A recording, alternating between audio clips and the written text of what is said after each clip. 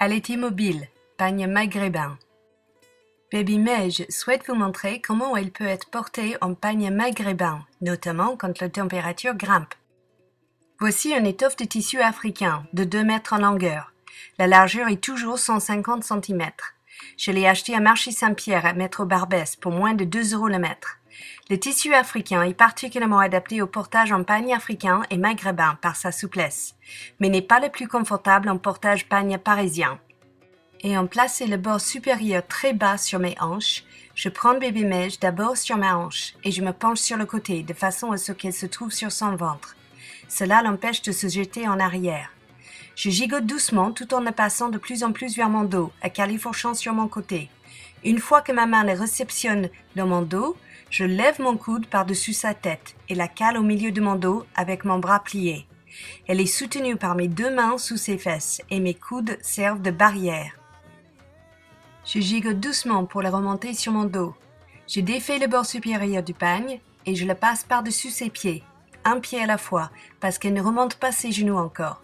Plus tard, avec l'habitude, elle remontera ses genoux par réflexe et je pourrai passer le bord du pagne plus facilement. Je monte le bord supérieur du pagne dans son dos. Je dois monter le bord inférieur du pagne jusqu'à l'arrière de ses genoux. Jusqu'à ce que je puisse la maintenir avec les tissus, j'alterne mes mains pour avoir toujours une main sous ses fesses, la plaquant doucement contre mon dos.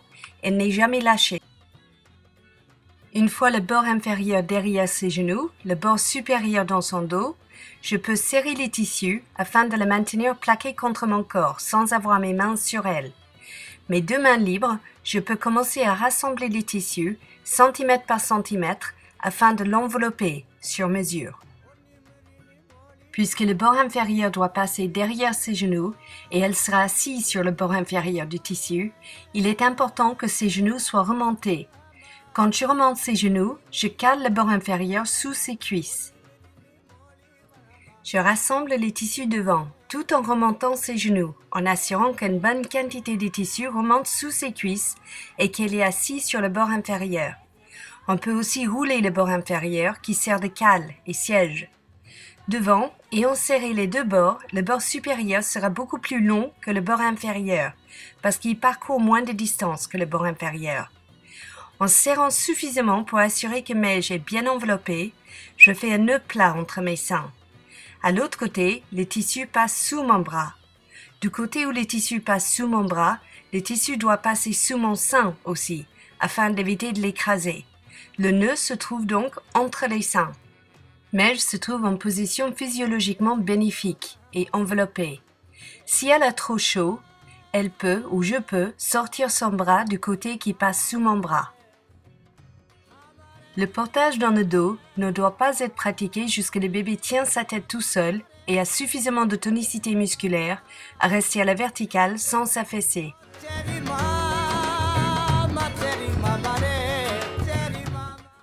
Si j'étais la maman de Meige et elle devait téter, je pourrais la pivoter dans les tissus devant pour téter, même très discrètement.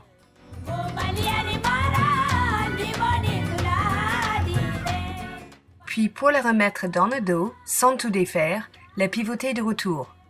Quand je la pivote dans les tissus, je tiens le nœud d'un côté et j'accompagne l'enfant avec l'autre main sous ses fesses, en passant mon bras par-dessus sa tête.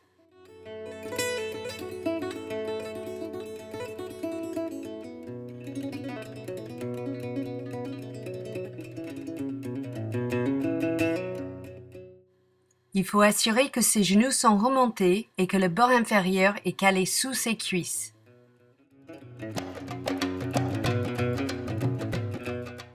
Si les petits bébés s'amusent à se pencher sur le côté, ils prennent l'habitude rapidement de rester alignés.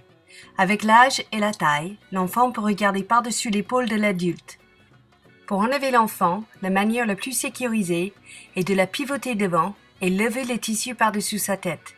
Une fois que Meige est libérée et que je la tienne fermement contre moi, je peux la donner à sa maman qui patiente.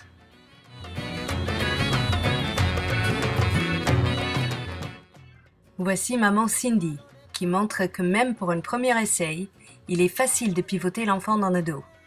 Elle tient le nœud avec une main et tout de suite passe son bras par-dessus la tête de Meige. puis l'accompagne avec sa main sous les fesses jusqu'elle peut s'assurer que le tissu est bien calé sous les cuisses et que ses genoux sont remontés.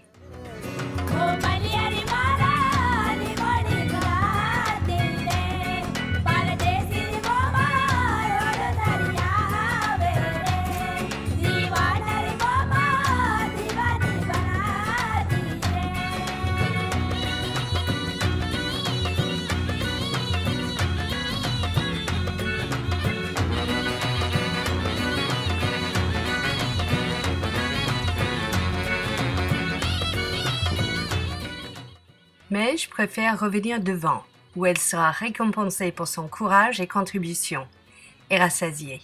Merci Meige pour ta démonstration. Merci maman Cindy. À bientôt dans les réunions de maman.